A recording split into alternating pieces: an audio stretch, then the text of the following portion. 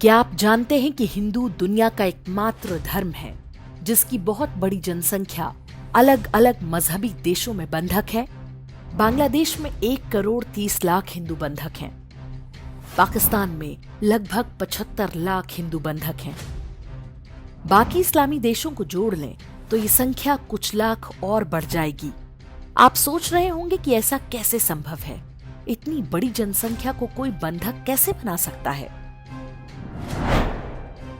दुर्गा पूजा पर बांग्लादेश में मंदिरों पर हमलों और हिंदुओं के नरसंहार के बाद वहां की प्रधानमंत्री शेख हसीना ने जो बयान दिया वो आपको जानना चाहिए।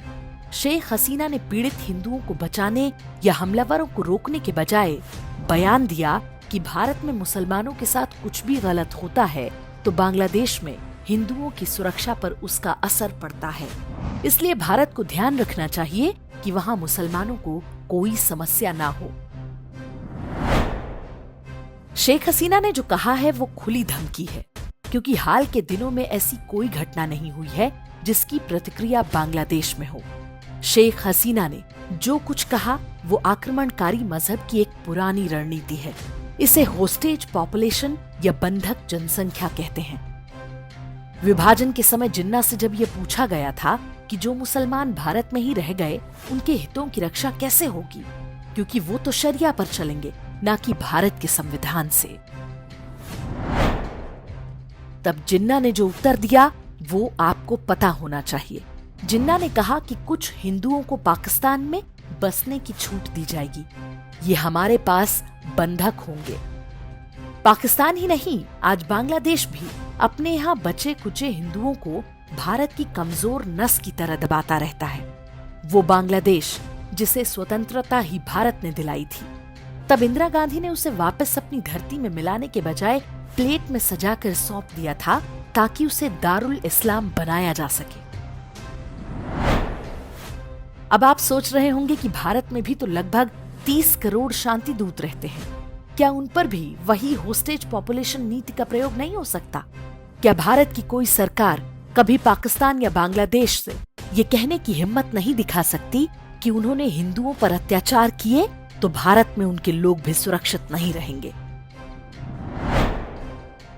भारत की कोई सरकार ये नहीं कर सकती, क्योंकि संविधान में भारत को सेकुलर घोषित किया गया है। कोई भी सरकार होस्टेज पॉपुलेशन पॉलिसी पर चलेगी तो हंगामा मच जाएगा, लोकतंत्र खतरे में पड़ जाएगा। भारतीय मुसलमान बंधक नहीं है, लेकिन जहां पर उनकी जनसंख्या अधिक है वहां पर वे हिंदुओं को बंधक बनाने के लिए स्वतंत्र हैं।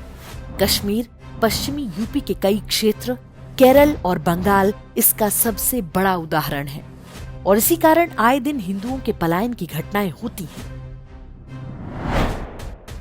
वास्तव में भारत का सेकुलर संविधान हिंदुओं की रक्षा की कोई गारंटी नहीं लेता, और इसी के चलते सरकारें और पूरी व्यवस्था वास्तव में हिंदू विरोधी है। जो सुप्रीम कोर्ट मुसलमानों पर अत्याचार की अफवाहों पर संज्ञान ले लेता है वो हिंदुओं के नरसंहार पर भी कुछ नहीं कहता। हिंदुओं के वोट से चुनकर आई सरकारें भी वास्तव में कांग्रेस की उसी नीति को आगे बढ़ा रही हैं। वरना क्या शेख हसीना के बयान पर भारत सरकार कोई कड़ी प्रतिक्रिया व्यक्त नहीं करता? भले ही देश 1947 में स्वतंत्र हो गया हो, लेकिन हिंदू आज भी गुलाम हैं। सरकारों से लेकर सुप्रीम कोर्ट तक सबका एक ही काम है कि वो ये सुनिश्चित करें कि हिंदू अपने साथ अन्याय के विरुद्ध आवाज न उठाने पाए और बराबरी के अधिकार न मांगे। क्या आपको ये स्थिति स्वीकार है? यदि नहीं तो मास्टर स्ट्रोक के झूठे दिलासों पर खुश होना बंद कीजिए। उन लोगों से प्रश्न पूछिए जो सत्ता के नशे में भूल ही गए हैं कि उन्हें गद्दी पर बिठाया क्यों गया था।